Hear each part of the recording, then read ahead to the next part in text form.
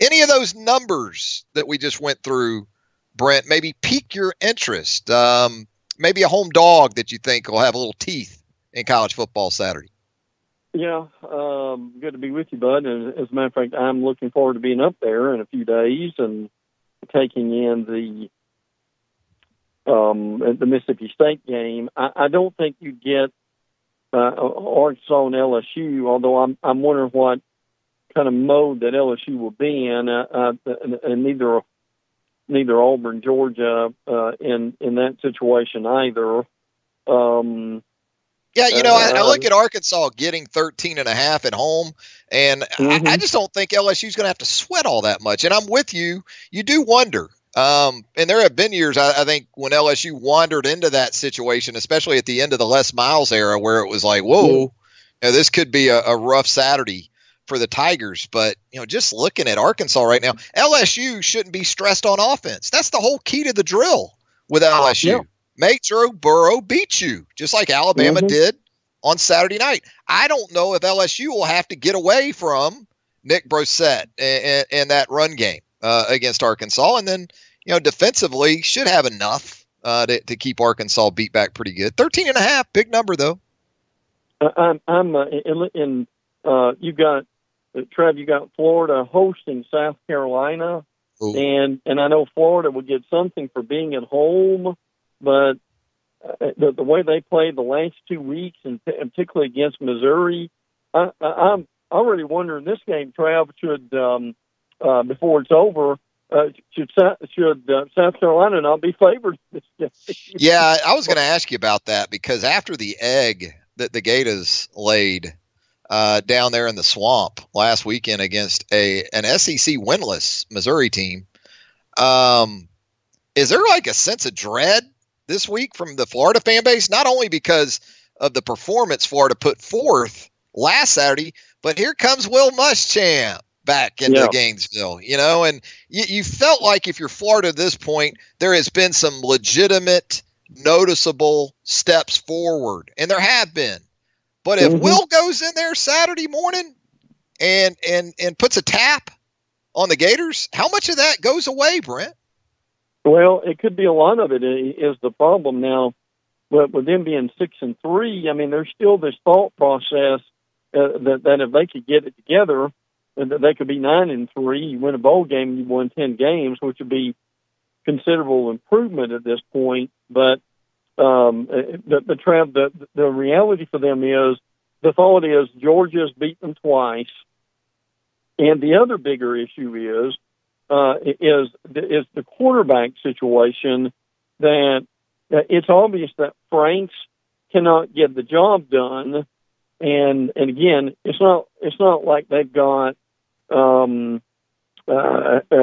we say two on the bench waiting for him, because they don't. But the thought process is, in the time to play Emory Jones for a couple of games or go to Kyle Trask, and the defense now is some of that secondary is being decimated. So a lot of this good feeling that they had going into that Georgia game, that they've got to get some of that back. But this again is one of those 50-50 games for them, like last week was. Going in it, they didn't fare so well, and even some of the players said that after the Georgia game was over, they knew they couldn't win a championship, so that took something out of them. But a lot of that's excuses. But again, Trav, that they Mullen before the end of November he needs to come out of there with at least one quarterback he can count on. Yeah, I think we're at the point with Felipe Franks. It is what it is, right? I mean, you know exactly what you're going to get out of Felipe Franks. Felipe Franks is the guy I want. If we're going to do a punt, pass, and kick competition, I want Felipe Franks, because a lot of people don't realize this. In high school, this guy kicked like 50-yard field goals and was a heck of a punter to go along with a quarterback. So in a punt, pass, and kick, give me Felipe Franks every day of the week. As a quarterback in a power spread offense, which demands that the quarterback have more than just a little bit of a presence in the run game, I just haven't seen it. I've never seen it. I think he's tried. I think he's done the best he can in it. but I don't know how you don't go to Kyle Trask and or Emory Jones at this point. Where's Dan at on all that as we move through the midweek? Well, I mean the hit. Mullen just kind of hints around that he's going to wait this week and practice and see what they do. I mean, I think he's got enough tape on him at this point to where he knows. But Mullen has a history of not making quarterback changes.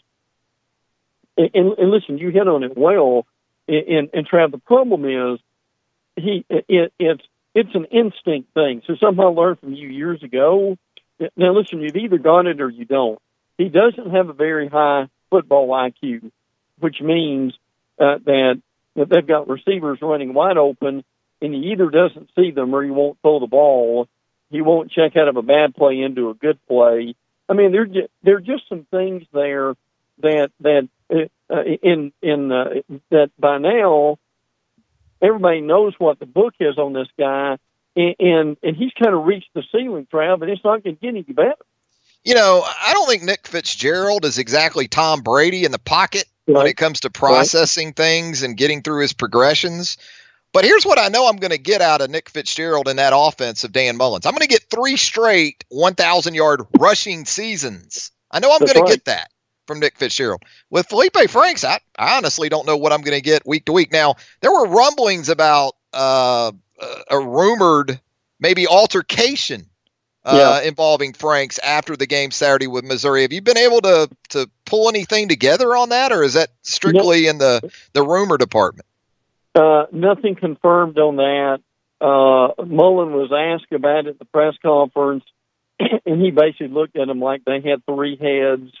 So you're not. Which confirms that it happened. No, did not. He just said that that's a rumor or something of that nature, and just went on to something else quickly. Are you buying Auburn at all in terms of its chances in Athens this weekend after the miraculous comeback there in the second half of the fourth quarter against Texas A&M? Any stock in Auburn right now from Brent Beaird? No. It's just too much of a discrepancy on the line of scrimmage. That now Georgia. One of the stats going in that game last week with Kentucky was that Josh Allen, the linebacker, had 10 sacks, and Georgia's defense had 10 sacks altogether.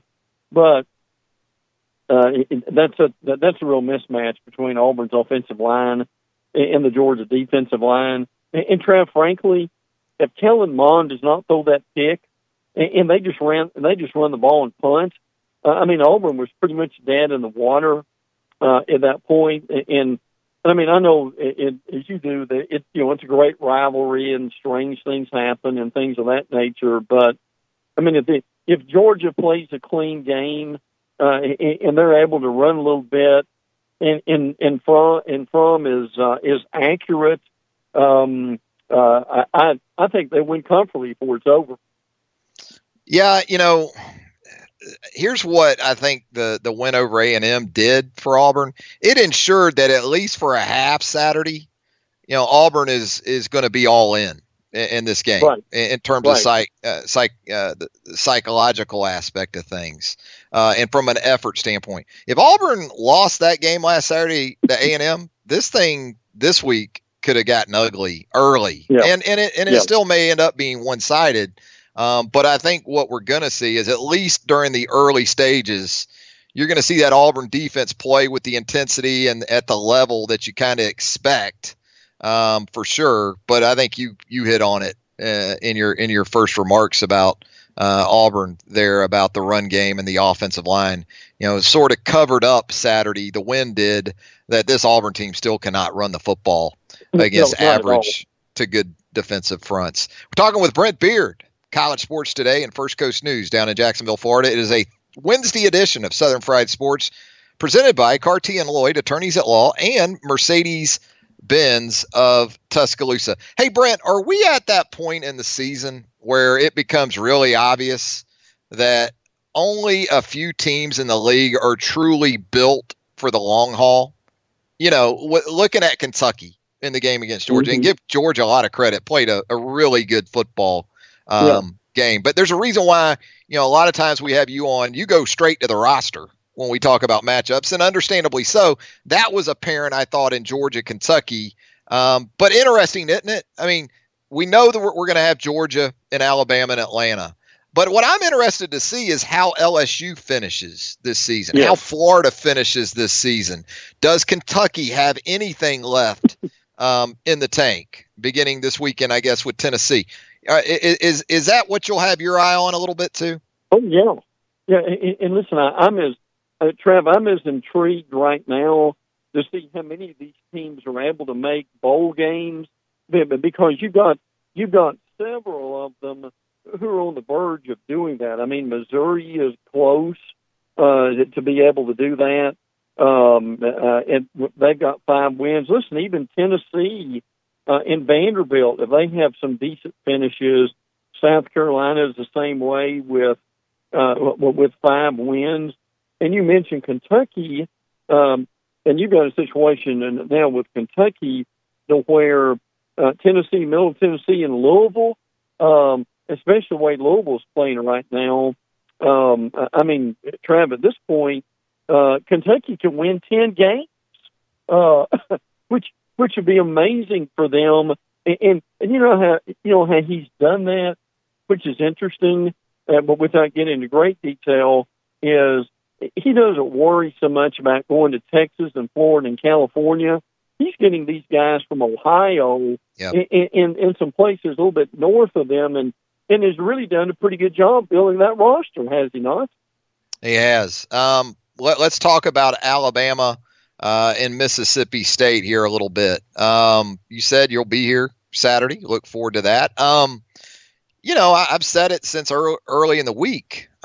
Even though Mississippi State and Georgia both lost to LSU, I think both Mississippi State and Georgia are going to be tougher matchups for Alabama than were the Tigers. How do you sort of see it in terms of where this game will be won and lost on Saturday? I agree with that very much, because listen, the Simmons kid and the Sweat kid, those kids are hard to block. So and if Alabama has they're human. If they have a little bit of a lull coming in, there could be some problem there. But and I think their defense can keep them in the game for a while. But again, this team rises and falls with Fitzgerald and how he does, and you can tell how this game will go by his yardage rushing. If he somehow got 100 yards, it could be a different game for a while, but he'll be a marked man. And I know you made the point, it's a good one, is they're not very good throwing the ball. I think they're slowly getting a little bit better, but not much. So, it reminds me of basketball in some ways. You've almost got a double team Fitzgerald, and certainly spy on him with that. But I agree. I think their line keeps them in it, and a lot of that's going to depend on if Fitzgerald has any kind of success.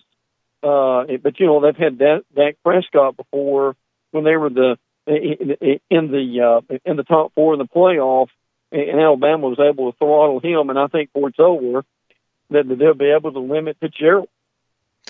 Yeah, and we talk about Nick Fitzgerald and, the passing numbers, especially in league play. 5 league games, I think it's 2 touchdown passes, 6 interceptions for Nick Fitzgerald. Obviously, 4 of those coming against LSU a couple weeks ago. But it's not all on Fitzgerald. It's the problem for State on Saturday is there isn't an Eric Moulds, okay, in this Mississippi State receiver rotation. It's a bunch of solid guys, but for the most part, faceless, guys that no one would be able to name outside of the Mississippi State fan base. And with that, I would think, Brent, that Alabama is able to man up in the secondary and commit that extra defender to Nick Fitzgerald in the run game, right? Yeah. Oh, I agree with that. Now they've got some decent backs. Harris Williams and the Hill kid, they've had their moments this year, but there's no doubt their primary runner is Fitzgerald. That's never going to change.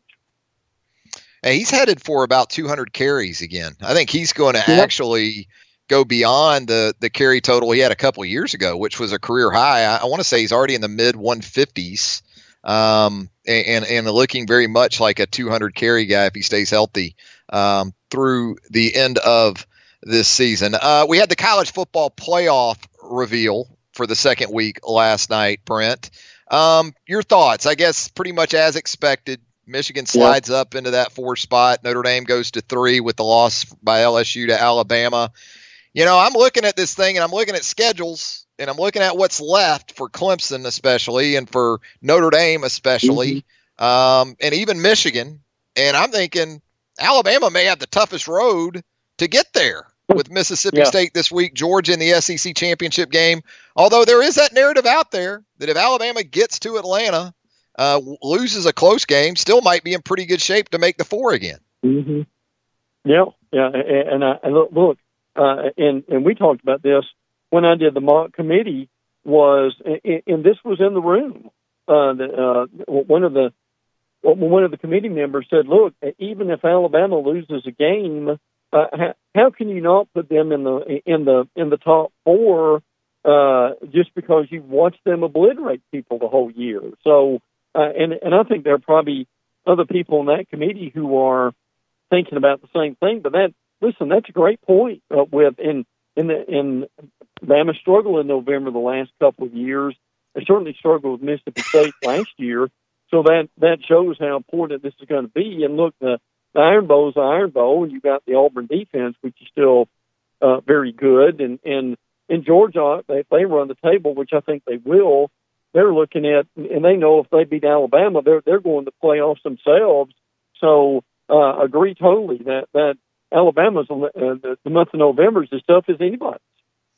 Going to be interesting for Georgia the week before the SEC championship game in terms of having to get ready for Paul Johnson's triple option. Yeah. And go from that, Brent, to what Alabama's going to put out there the next Saturday in terms of the passing game. You talk about a transition from scheme from Georgia Tech to Alabama. Kirby and his staff going to earn their paychecks over that 10, 12-day stretch. And listen, they are, and what they hate is, and look, you and I love that wishbone attack, but what Georgia hates is they know they're going to be cut blocking at their legs the whole day, and do they lose a guy or two maybe, and they've struggled with the offensive line. But listen, the two things still going on at Georgia. They don't have the leadership they need, and the biggest thing is, Trav, they're still allowing people to run for 5 yards a carry on that defensive line. Kirby's not happy about that, and listen, that brings up a good point. I mean, with Georgia Tech and Alabama to end the season in that rushing attack, Kirby's got to be very wary of that, don't he? He does. And Alabama in a sort of similar situation. The Citadel coming in here a week from Saturday is a triple option offense. Now, not to the extent, not to the level of talent executing it that you're going to see with Georgia Tech, but I just absolutely, and we saw it with Georgia Southern. Georgia Southern came in here in 2011 against a defense that a lot of people still put up there as the best to ever do it at Alabama. And Georgia Southern rushed for over 300 yards, and that was the origins of the Tin Horn comment by Nicholas Lou Saban Jr. Following that one. So there you go. Brent Beaird, as always, doing a great job here on Southern Fried Sports. Hey, Brent, we can't thank you enough. Safe travels to Tuscaloosa this weekend. Enjoy the football game, and we'll recap it and look ahead with you next Wednesday here on Southern Fried Sports. Thanks, Brent. Good. Can't wait, pal. Take care.